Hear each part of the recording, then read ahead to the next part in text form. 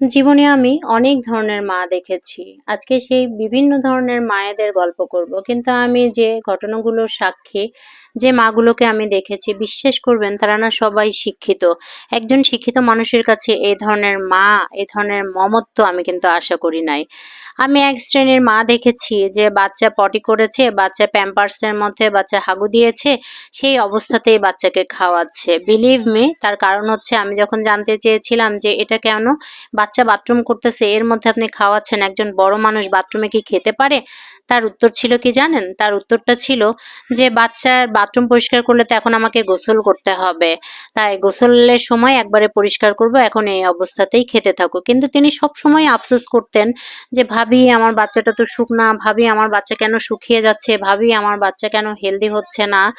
এই মাকেই আবার দেখতাম যে সকাল বিকেল রাত যখনই বাচ্চাকে খাবার খাওয়াতো, ভাত রান্না করতো, সেই ভাতটাকে সে ব্লেন্ড করে একদম নরম করে খাওয়াতো। তার মধ্যে কোনো ভেজিটেবল না, কোনো ডিম না, কোনো মাছ না, এবং দানাদার খাবার খাওয়ানোর অভ্যাস তাকে করতো না। মানে চিবায়ে যে বাচ্চা খাবে, বাচ্চার দাঁত মাড়ি শক্ত হবে, এই ধরনের কাজ সে কখনো করতো না। তা আমার কাছে ভীষণ অবাক লেগেছিল। এই ব্যাপারগুলো প্রথম দেখার পরে খুবই অবাক লাগতো। আরো নোংরামি দেখেছিলাম আমি, এই বাচ্চার যে প্যাম্পার্স গুলো সে পরিষ্কার করতো, সে বাসার মধ্যে ডাইনিং এ জমায়ে রাখতো, অর্থাৎ বাথরুম সহ, হাগু সহ, হিসু সহ এই প্যাম্পার্স গুলাকে সে জমায়ে রাখতো। এবং যখন 7 দিনেরটা জমতো তারপরে সে সেটাকে ফেলে দিত। তার বাসায় যখন যেতাম প্রথম তো বুঝতে পারতাম না, তার সোফাতে বসলেই কেন যেন আমার বাচ্চার শরীর আর আমার শরীর চুলকাইতো। তো বাসায় আসার পরে চিন্তা করতাম যে বাচ্চার শরীর কেন চুলকায়, আমার বাচ্চার শরীরে র্যাশ বের হয়ে যেত, আমারও সারা শরীর চুলকাইতে থাকতো, কিছুতেই বুঝতাম না। কিন্তু একদিন সচক্ষে দেখলাম যে তার বাচ্চা পুরো সোফা ভর্তি হিসু করে দিয়েছে। অর্থাৎ সেদিন সে ঘুণাক্ষরেই একটু প্যাম্পার্সটা খুলে রেখেছিল বাচ্চাকে, তার বাচ্চাকে সে 24 ঘন্টা প্যাম্পার্স পরায় রাখতো। তো বাচ্চার প্যাম্পার্সটা যখন খুলেছিল, সে খোলার পরে বাচ্চাটা ইস্যু করে দিয়েছিল। এখন সোফা তো আর পরিষ্কার করা যাবে না, সেই সোফাতেই সবাই বসতো, এবং যারাই বসতো তারপর থেকেই তাদের শরীর চুলকাইতো। এটা দেখার পর থেকে তার বাসাতে আমি খুবই কম যেতাম। আমার আসলে মানুষের সাথে মেশাটা এই জন্য আস্তে কমিয়ে দিয়েছি, কারণ কি মনের মতো মানুষ পেলাম না, পরিষ্কার পরিচ্ছন্ন সচেতন মানুষ পেলাম না। তো যদিও বা তার বাসায় যেতে হতো আমাকে, তারপরে আমি কখনোই তার সোফাতে বসি নাই, টুলে বসতাম আর আমার বাচ্চাকে তার পরিবেশ থেকে একটু দূর করায় রাখার চেষ্টা করতাম। অ্যাজ এ সিনিয়র হিসেবে, আমি তার কিছু বছরের বড়, সিনিয়র হিসেবে তাকে আমি অনেক বোঝানোর চেষ্টা করেছি যে এভাবে না, এভাবে করলে তো আপনার বাচ্চা অসুস্থ হবে, বাচ্চাকে এভাবে করেন, বাচ্চাকে ওইভাবে করেন, কিন্তু না, সে কিছুতেই না শুনতো না। গরমের সিজন আসলে সে বাচ্চাকে এসি সেরে জাস্ট একটা স্যান্ডো গেঞ্জি পরায়ে এসির মধ্যে রেখে দিত। সারা দিন রাত এত ঠান্ডা থাকতো রুমটা।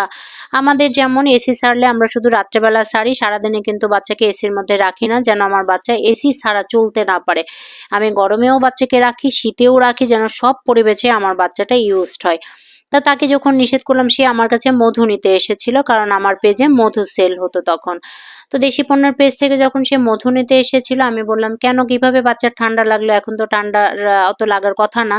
কিন্তু না, সে ফুল স্পিডে এসি ছেড়ে রাখে এবং এসির মধ্যে থেকে বের হয় না। আর আমরা এসিতে থাকলেও কিন্তু কম্বলের মধ্যে থাকি, কিন্তু এই মাকে দেখলাম যে এত ব্যতিক্রম, অথচ সে নিজেকে শিক্ষিত দাবি করে। তা আমার কাছে মনে হয়েছে এই মা হচ্ছে শিক্ষিত মূর্খ। আরেক শ্রেণীর মাকে আমি দেখেছি যে বাচ্চা খেলো কি না খেলো কোনো খোঁজ খবর রাখলো না, কোনো খেয়াল রাখলো না। নিজে হয়তো ফোন নিয়ে আছে, বা কেউ গেছে তার সাথে কথা বলতে, সে করেছে কি ফোনটা বাচ্চাকে দিয়ে বাচ্চাকে ফোনে ব্যস্ত রেখেছে, এবং সে তখন গেস্টের সাথে কথা বলছে। আবার সন্ধ্যার সময় সে ঘুমিয়ে পড়ছে বা ফোন টিপাটিপি করতে হচ্ছে, বাচ্চারা খাইলো না, গোসল করলো না, কি করলো সেটাও সে কোনো খেয়াল রাখলো না, দেখলো না। এটাও কিন্তু এক ধরনের শিক্ষিত মা।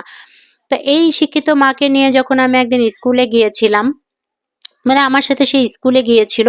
স্কুলে যাওয়ার পরেও সে এই ধরনের নোংরা কাজই করেছিল। অর্থাৎ স্কুলের ওয়াশরুমে সে বাচ্চার পটিটা একদম ইয়ের উপরে, কি বলে এটাকে, লুকিং গ্লাসের যে স্ট্যান্ড থাকে সেই স্ট্যান্ডের উপরে বাথরুম সহ রেখে এসেছিল।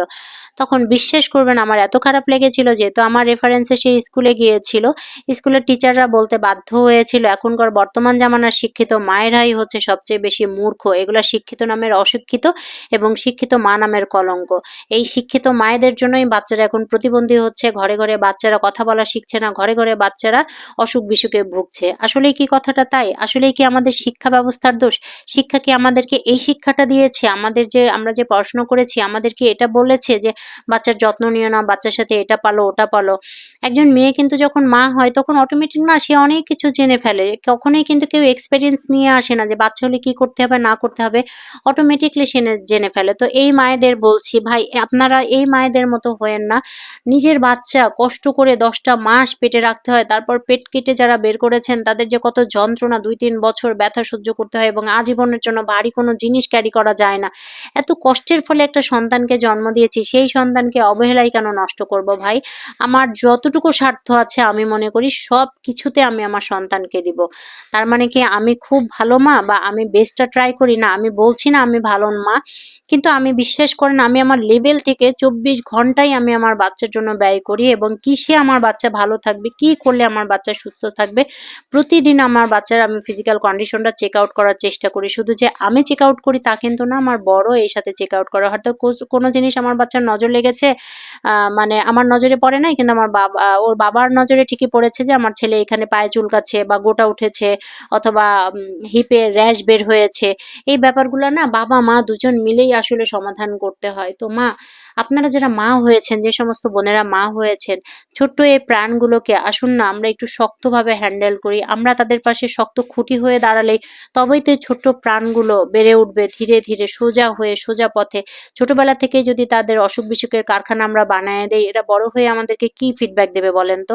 আজকে আপনি যেটা দিবেন কালকে কিন্তু আপনি সেটা ফেরত পাবেন। তো শিক্ষিত মা আপনাদের বলছি শিক্ষিত হয়ে অশিক্ষিত মায়েদের মতো আচরণ করবেন না। সবাই সাবধান হন। সবাই ভালো থাকবেন। Thank you for